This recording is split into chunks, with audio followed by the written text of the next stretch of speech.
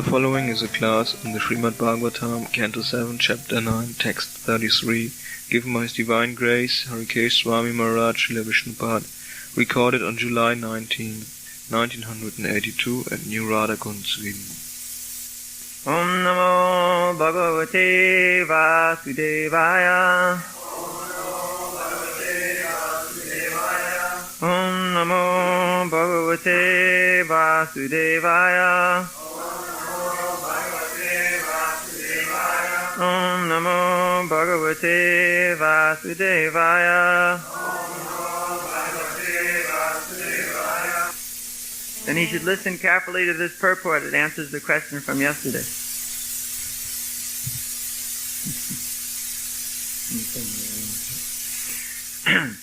Tasyaiva te vapur idam nija kala shaktya sanchodita prakriti dharmana atma gudham ambasi ananta shayanad viramat samadir nabher abut sva panika vatavan mahabjam tasyaiva te vapuridam nijakala shaktya tasyaiva te vapuridam nijakala shaktya sanchodita prakriti dharmana atmagudham sanchodita prakriti dharmana atmagudham ambasyananta shayanad viramat samadir ambasyananta shayanad viramat samadir Nabherabhutva kanika vatavan mahabjam Nabherabhutva kanika vatavan mahabjam Tasyaiva te vapuridam nijakala shaktya Sanchodita prakriti dharmana atmagudham Ambasyananta shayanad viramat samadir Nabherabhutva kanika vatavan mahabjam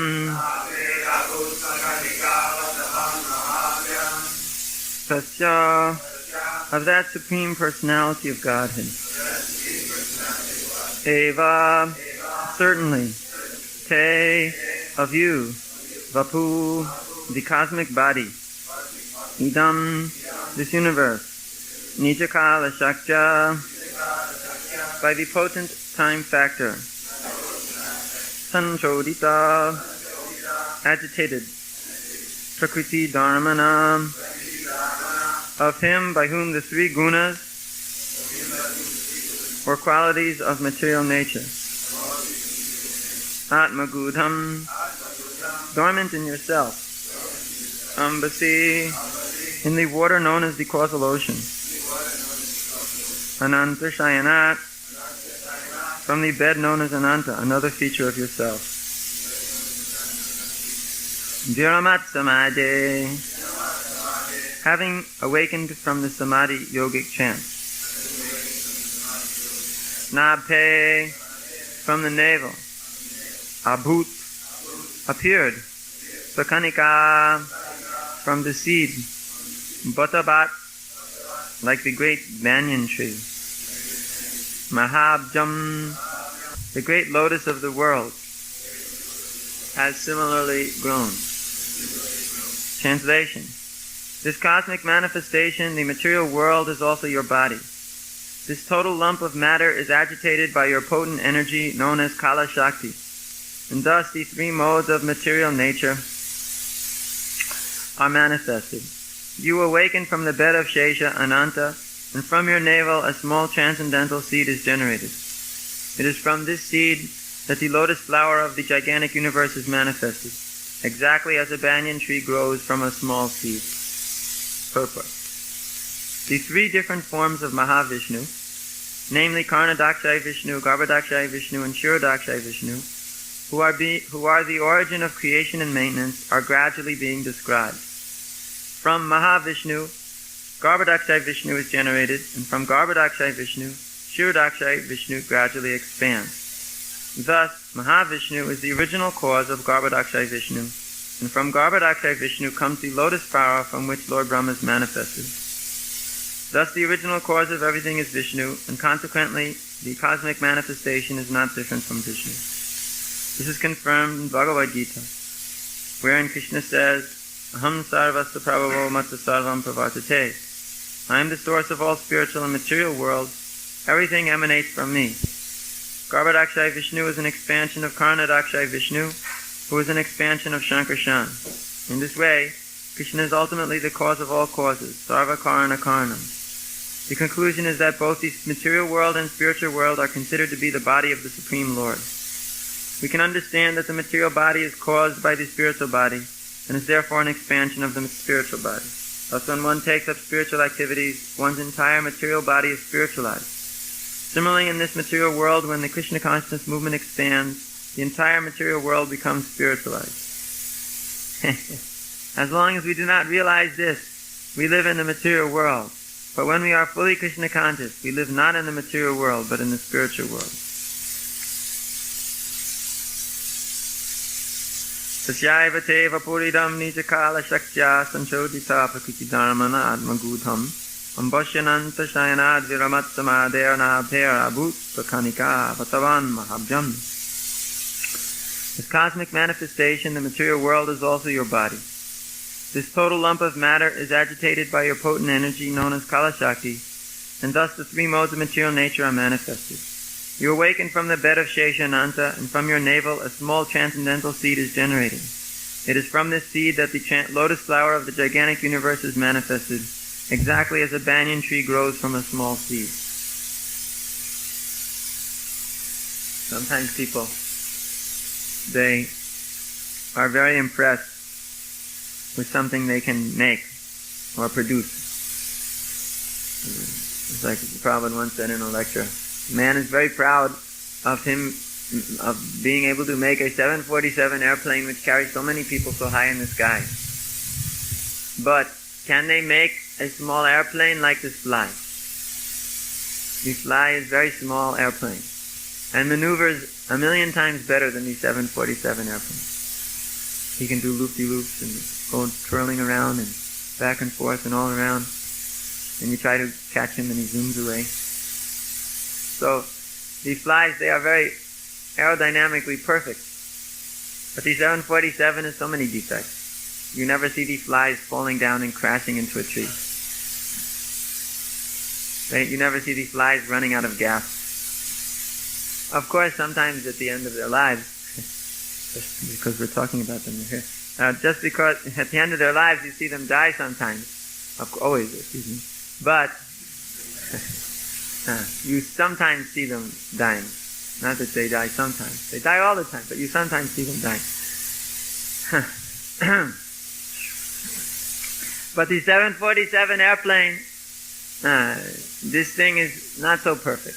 Well, it will crash, it will run out of gas, it will become decrepit and useless, get a new one. So, Krishna's creation, he creates much better flying machines. And similarly, man can make a very, very small chip, and in there he can put all kinds of information. Very, very small chip. But Krishna can make a much smaller chip called a seed. And this chip is so nice that you plant it in the ground and it makes millions of other chips. It's like these little, chips? These little tiny electrical circuits? These little squares with all these little wires sticking out of them going up in. So man, very proud of these little chips. But Krishna, he makes a little seed which contains so much information and so much more than these chips. And it's very, very, very tiny, very, very, very small. And you plant one of those and it makes so many others. So that is Krishna's micro-technology is far superior to the human being. He is able to make very small things, but Krishna can make such small things you cannot imagine. Just like these microbes, Krishna has made these teensy little tiny microbes. All the workers in Taiwan could not make one microbe, even if they had very powerful microscopes. They are there making these chips all the time. But still, Krishna's little tiny little living entities are so infinitely small. Man, he's very impressed with big things. So he's not so impressed with big planets because he thinks they all came from a big bang in the middle of the sky. There was somehow a lump was there in the sky, and somehow the lump blew up, and all these planets started spinning around mystically in a perfect circle here. The Big Bang. But, alright, let's say you're not so impressed with the Big Bang. But why don't you be impressed with the little tiny little living entity that Krishna created? Such a small little thing, so perfectly designed to maintain its life. Just like all our anti-evolutionary scientist preachers, they always bring up the fact of the smallest one-celled animal. I don't remember the name because I'm not one of those preachers, but the smallest one-celled animal is a fantastic thing because in it, it swallows one other animal and then uses that animal as its stinger to sting others so that it gets more food. Now this operation is really fantastic, but it's the teensiest, tiniest little creature. Simply the smallest little thing, but it's filled with so many tricky things. So the human being, he is trying to say everything came from evolution, everything was coming from chance. Therefore we can recreate everything since it's simply a combination of chemicals and atoms. But the human being, he can only create very gross things. And he may be able to make something that moves and acts, just like a robot. If he considers that life is nothing but some chemical combination, then also the robot, what is the difference? So he is making some robots. In Japan, everything runs by robots now. All their factories. Robots build this and put that together and switch that and turn that and do this and that. But why don't they ever examine the fact that these robots, they have no personality? They simply clank. Robot can even talk to you nowadays. They've got here these little boxes, and the robot can talk to you because they've got these. Now computers can talk. They just imitate some sounds of people, and they say pre-programmed things. But even if you insult the computer, he will not feel very angry at you. You can insult him left and right. First of all, he probably will not understand it. And second of all, he will not have any emotion or feeling like that. He will not laugh when you make a joke. He's a very dull character. So, although man may be able to create things which imitate the movements of man, factually speaking, he cannot create any of the symptoms of life. The robots, they do not take birth. You do not find the robots going off in a quiet corner somewhere and producing little robots. You do not find that. And you do not find little robots growing up to be big robots. And you don't find them producing byproducts. You don't find that these robots producing anything except some motion and some noise. So they don't have any of these symptoms of life. But still, man is thinking, yes, after all, what is the difference? It is just some chemical combination. Pretty soon we'll be able to make people. I had a discussion with some complete demon scientist, had no brain in his head whatsoever, in Switzerland. He was telling me, it is no problem to make a human body. There's no problem. It's just a question of time. After all, we can produce all of these ingredients gradually in our laboratories, one after another. The technology is so great. He may be able to produce the body. Even I conceded. I said, all right, let us say you can produce this body in its perfect form. But how will you produce its sense of humor? How can you produce the sense of humor? How can you produce the emotion? How can you produce the desire? What is it that is desire? What is desire? What is the humor? What is the joking tendency? What is the tendency to feel insulted? What are all these things? Of course, he had no answer. But he said, in the future, we will come up with answers. There's nothing we cannot do. He was so puffed up scientist. Nothing we cannot do. He had no explanation whatsoever. None. But he's so convinced that they would be able to produce life, produce the body, produce anything within it. This is the complete foolishness of the materialists. They do not understand the actual glory of Krishna's manifestation. How he from the smallest seed is producing a huge tree. From the smallest seed. Simply by time. Kala Shakti. Explained in this verse. Kala Shakti. The supreme powerful potency of time. The difference is, by time you plant a seed, by time you'll get a huge tree and make all kinds of money on the wood. The human beings, they refuse to accept that Krishna's manifestation is superior to their manifestation. In fact, they consider that this world is simply meant to be manipulated by them. They do not understand. And they don't want to understand.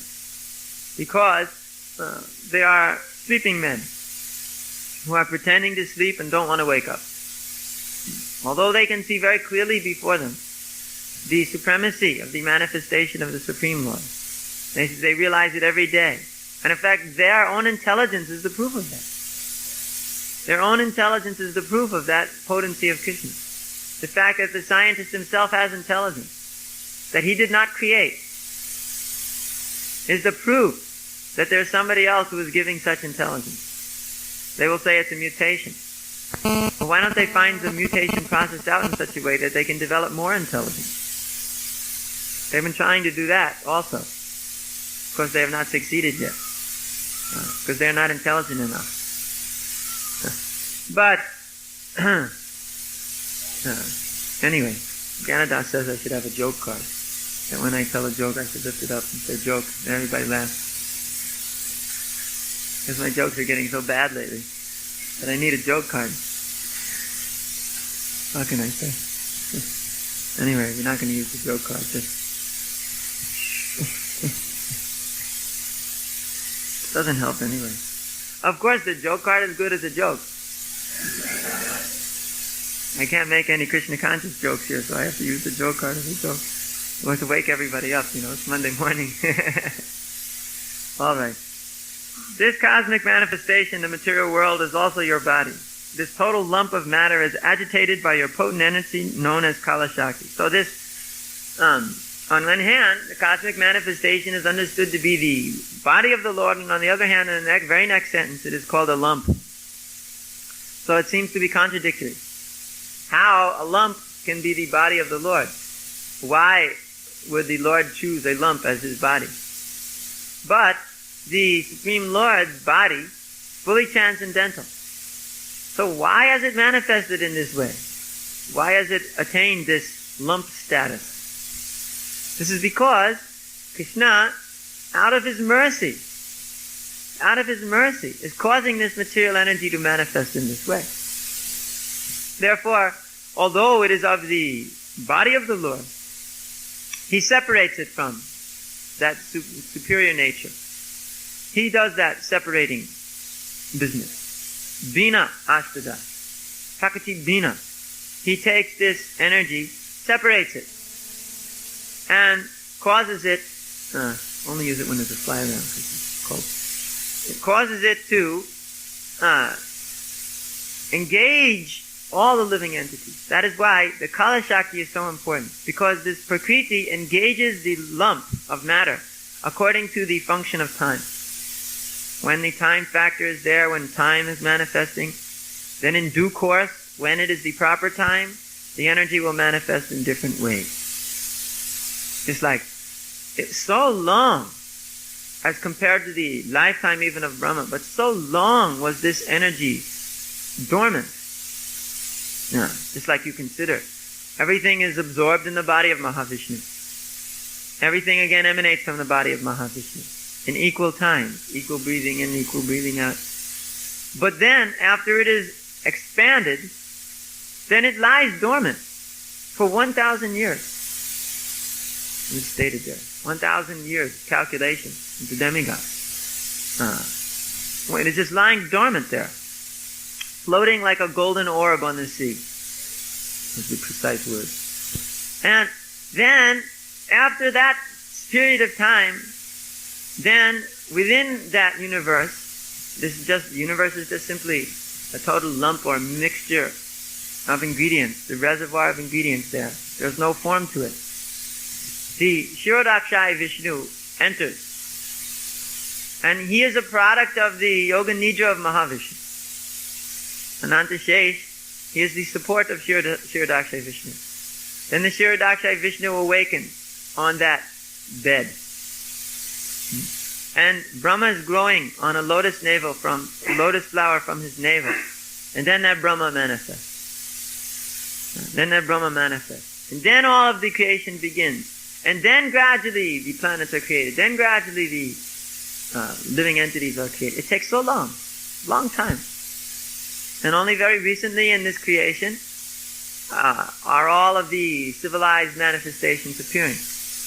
That is why the materialist scientists, when they write about their evolutionary process, they cannot understand how it is, or they understand that the man is a recent acquisition. The man is a recent acquisition on this planet, or in the universal scheme of things. Because it takes time for Lord Brahma. He does not create immediately, because he is not Krishna. Krishna creates immediately. Lord Brahma doesn't create. He takes stages. Everything goes on in stages. This actual Darwinistic theory is just an atheistic version of the Vedic version. The evolutionary process.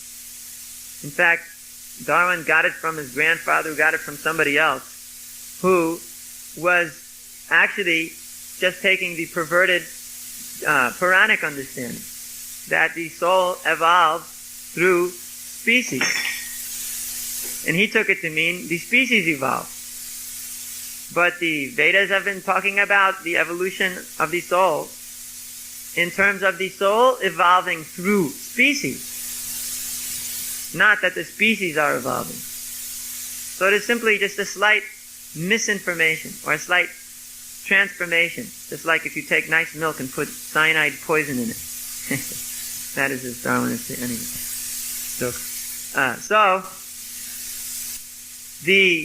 This whole business, this evolutionary understanding, means that the soul goes through the various species.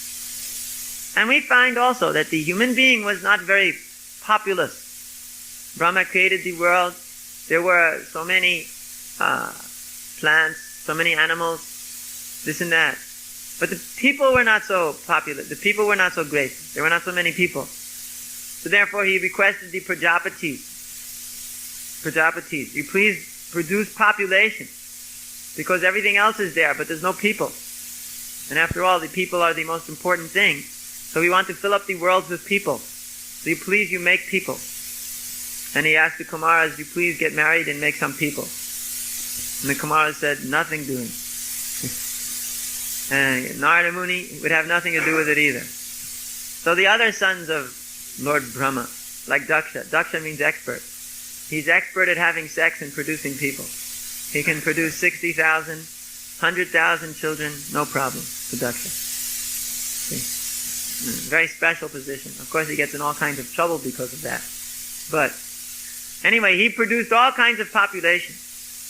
And all the daughters of Daksha and the sons of Lord Brahma, they all were getting married and producing other populations. Just like Aditi and Aditi, all the demigods were produced from Aditi, and all the demons were produced from Diti, as well as all the kinds of other little living entities. They're all produced from her. This way the Prajapatis were filling up all the three worlds with population, but that took time. See, that took some time. Although it happened very quickly in the universal sense, but still, from our point of view, it took an enormous amount of time. And then again, although during all of this time, this is going on, there are periodic destructions at the end of the Swayambhuva Manu and at the end of the Chakshusha Manu. The Swayambhuva Manu is the first Manu, and the Chakshusha Manu is the Manu just before our Manu, the Vaivasvata Manu.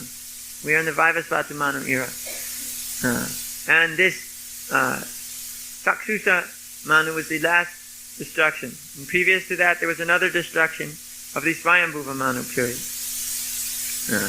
And this time calls for destruction of everything up to the earthly planet. All the waters go everywhere. Krishna uses the water as a destructive ingredient, often. That is why all the religious tales begin with a flood. Because they can only go back so far as the last destruction by water. They cannot go further. There are also subordinate destructions by water. Therefore you get Noah and his ark, and all of these things. All of these stories, they come from that way, the water coming. So the Vedic understanding is much more scientific. It gives a great historical understanding of the flooding business. So the previous time was this last destruction in Manu,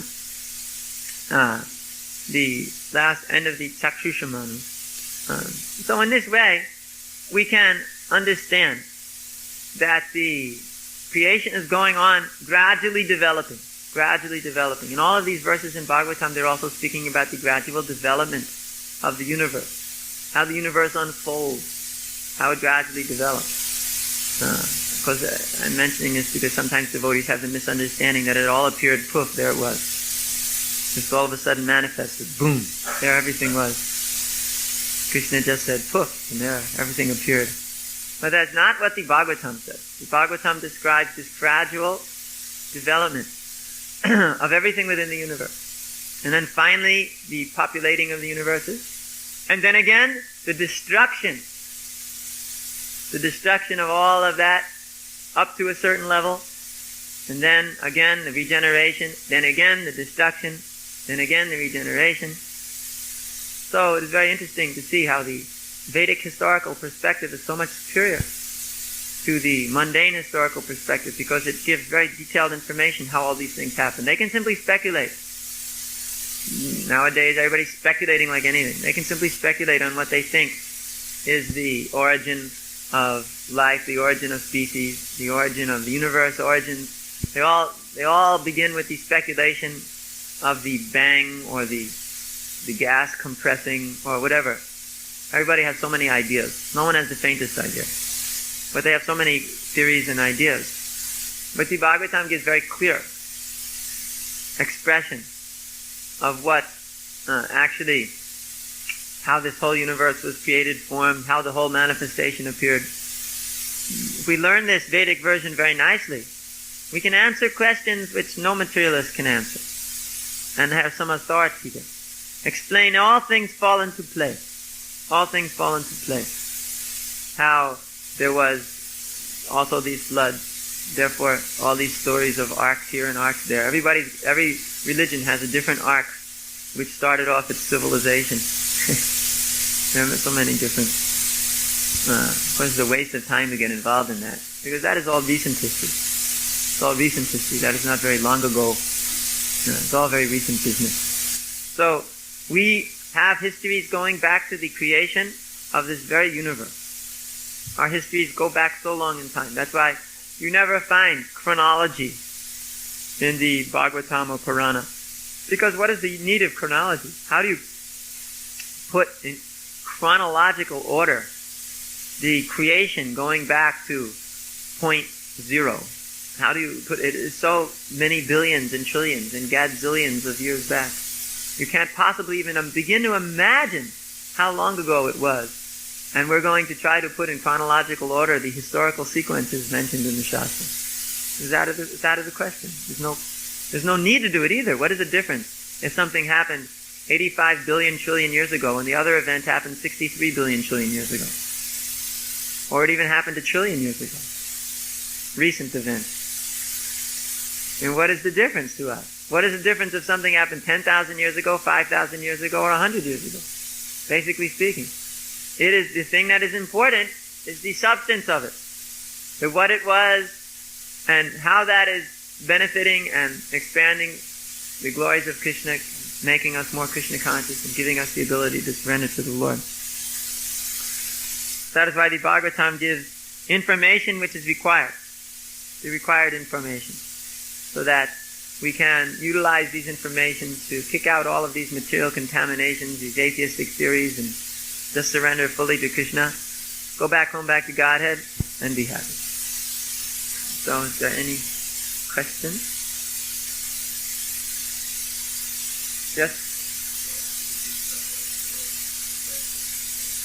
Yes, destruction is also a gradual process. Gradually the worlds fill up with water, and the planetary systems above, they can see that happening, so they go even higher, out of sphere. Everything gradual. That is the nature of time. By time, everything happens gradually.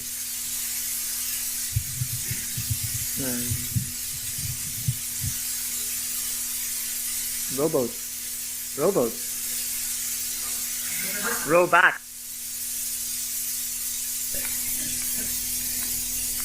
And anybody can just say, sure, we can do it. I mean, anybody can say anything. Sure, we can fly over the mountain. Sure. I mean, all you do is jump and flap your wings. No problem. Anybody can say anything. Doesn't mean we have to figure out how to defeat it. Babble.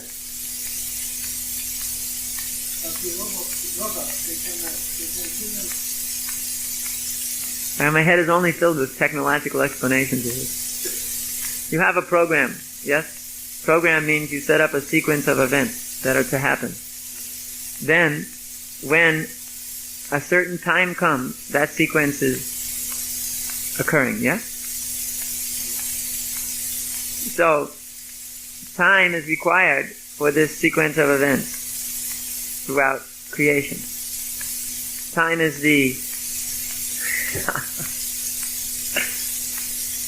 all I can think is clock pulse timing in computers and typesetters and differential equations. You plug in points and you get... I can hardly think of these just regular examples. But it just means, by time something happens. Just like, music. The drummer is beating out the beat. Boom, boom, boom, boom. And on the 16th measure, the rhythm guitar has to make a chord change.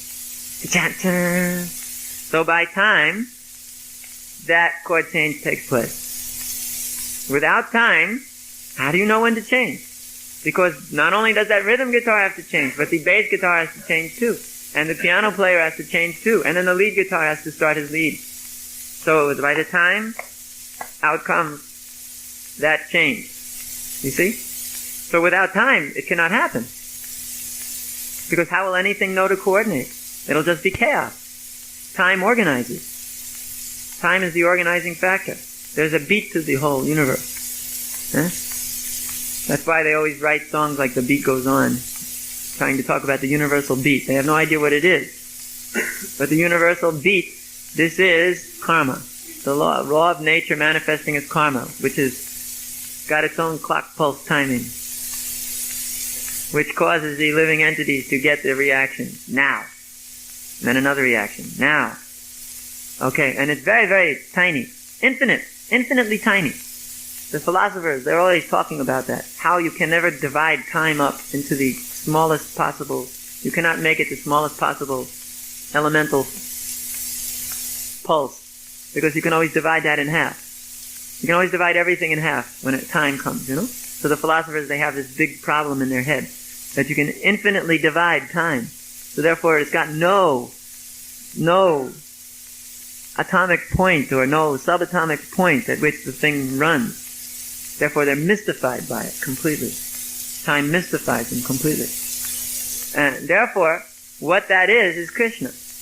That's the ever-present existence of Krishna. That's why you can never divide time up so far as you get to its constituent basis. Because it's Krishna, and Krishna is infinite on both directions. Infinitely small and infinitely big. You see? So, what is this time in the material world? That time now takes the basis of within Krishna's energy, there is that pulse, and by that pulse, at a certain point in time, all reactions are taking place coordinated perfectly. So time is required for that coordination. Did I explain? For the more technically minded, just like in our typesetter.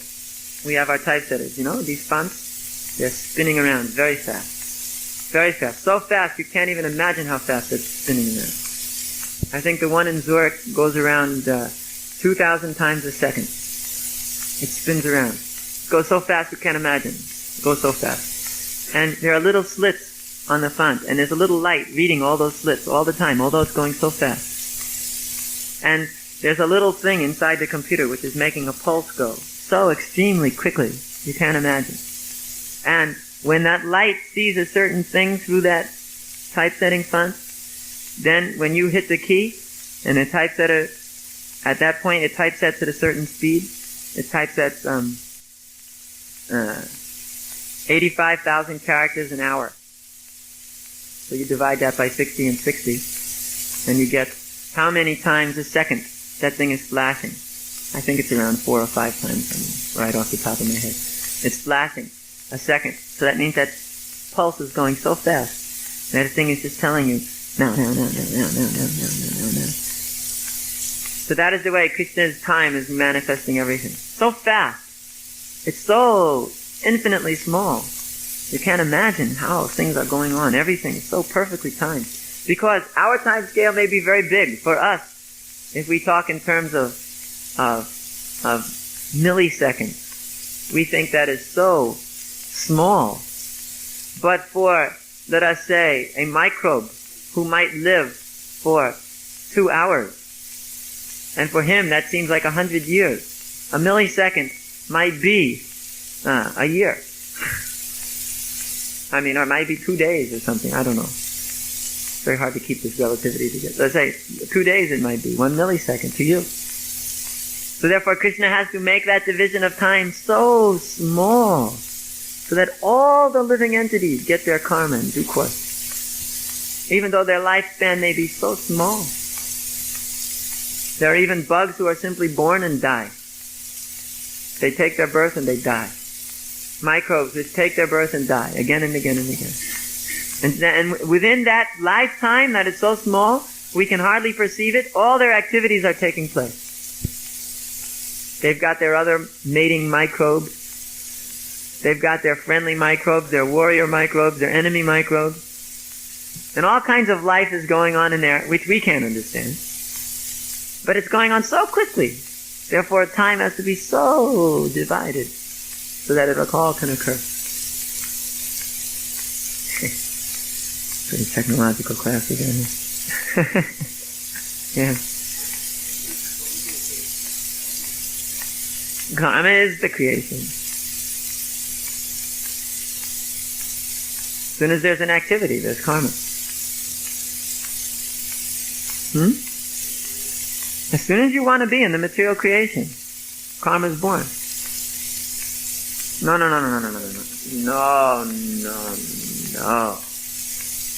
Nowhere do you find that stated. What is stated is that karma is created in the human form on the earthly planet. And then you just live it out in all the other places. That doesn't mean there's no karma. That means there's karma, but it's not created in the higher species, lower species. It's just lived out. Why should they fall down? You mean to populate the world? No. These Prajapatis, they are specifically empowered to create human beings.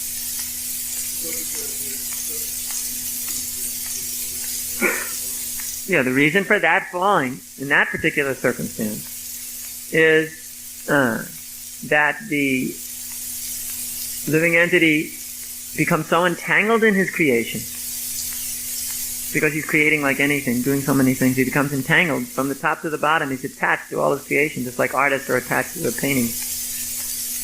So therefore he has to go down to the lowest point to live out that attachment. That's karma. Every living entity creates karma as soon as he comes to the material world. Yes, when you're coming back again, and you're back on the human form, you're just simply living out the karma. And then when you got the human form, then you create new karma, and there you go again, off again. You're talking about the special circumstance of entering into the universe for the first time. which happens once. Obviously, it's a special circumstance, isn't it? This is an example of you creating a contradiction and then becoming bewildered by your own creation.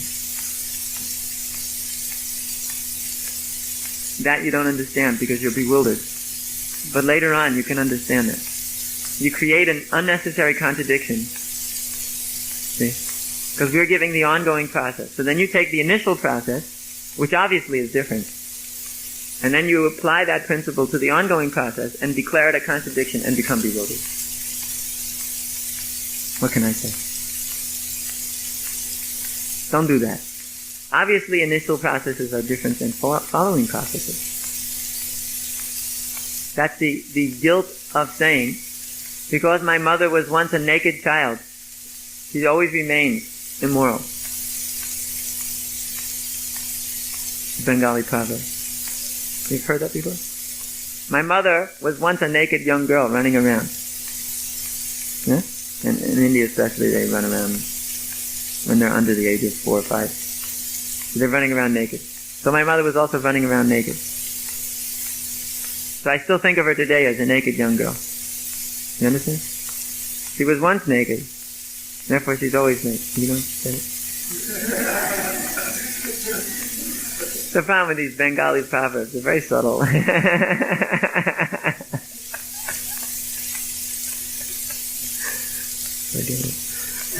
Yeah.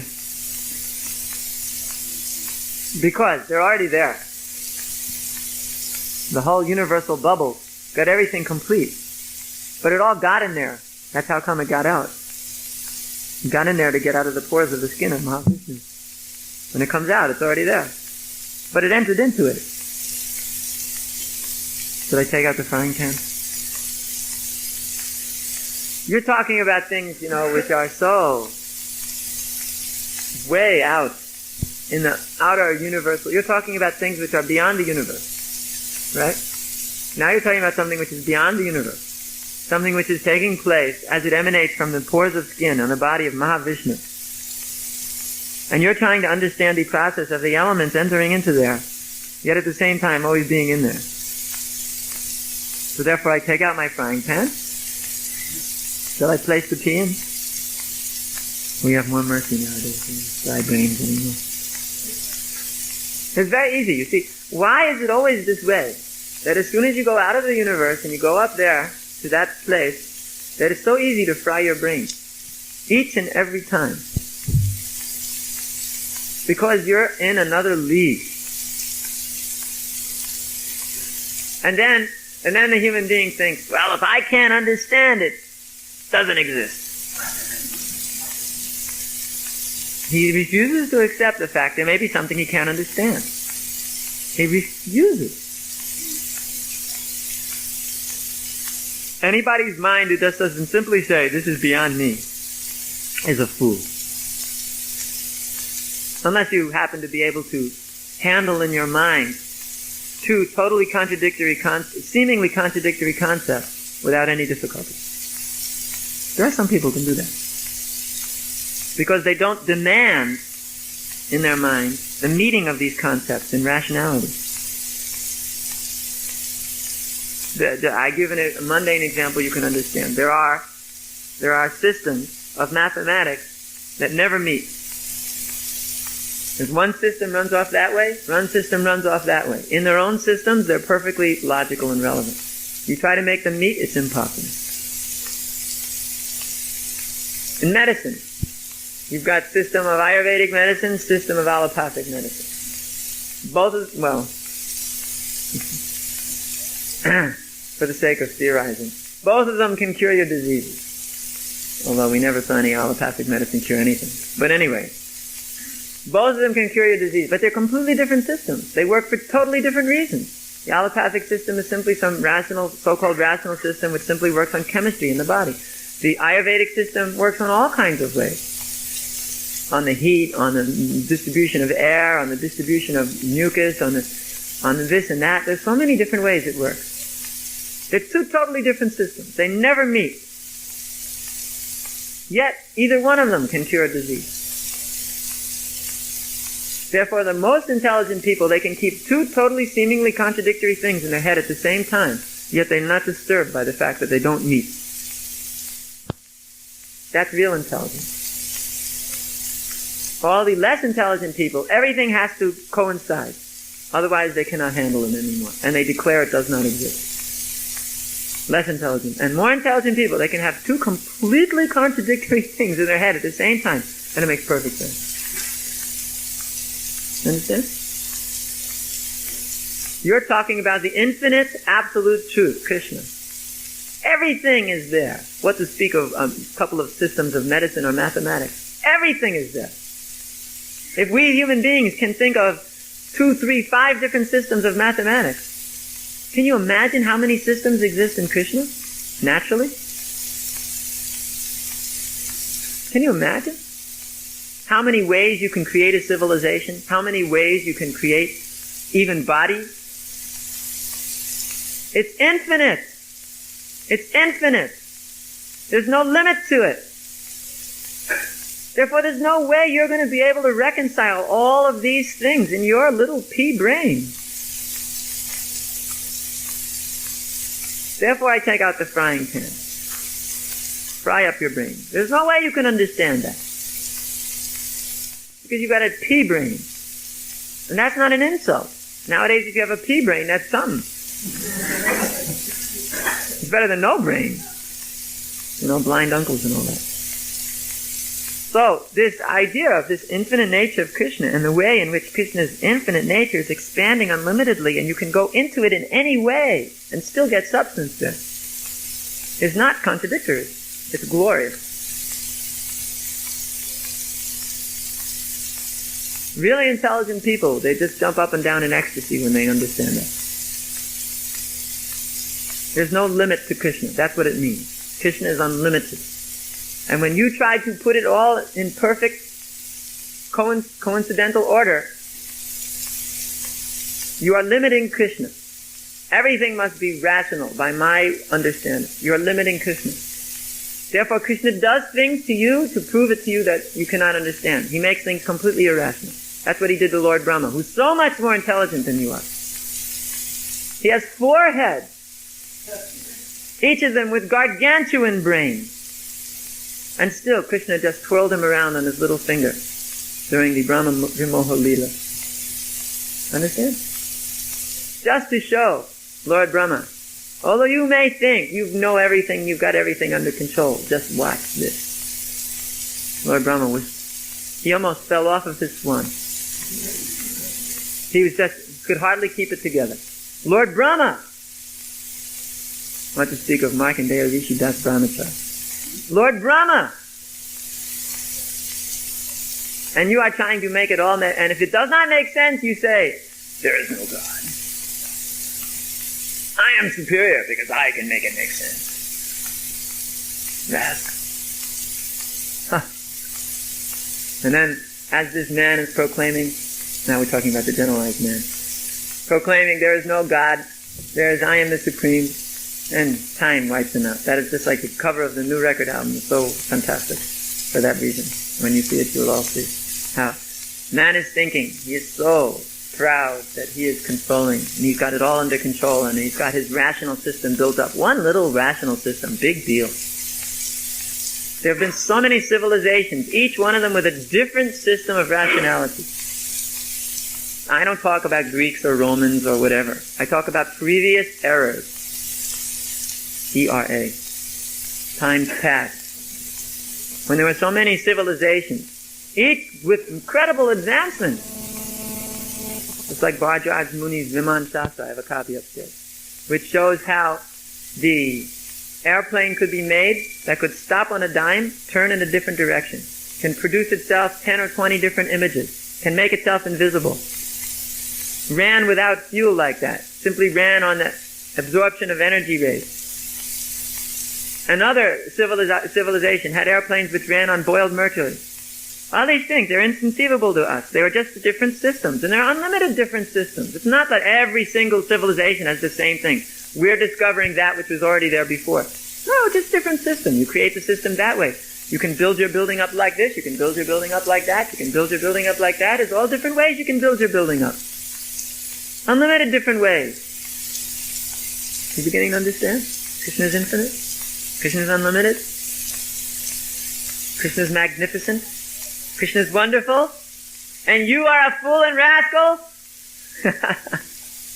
You're a nothing. Complete nothing. Are you beginning to understand? A little bit? Even a little bit? Oh, God. Hopeless situation. Please do something for this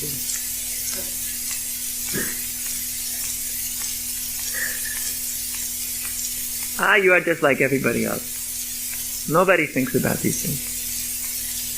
Because everybody wants to think about how intelligent we are, how expert we are, how learned we are, how wonderful we are. You don't want to think about how wonderful Krishna is.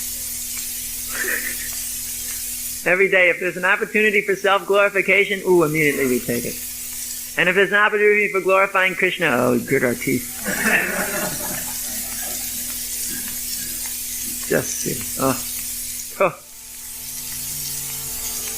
Such rascals. And on that note,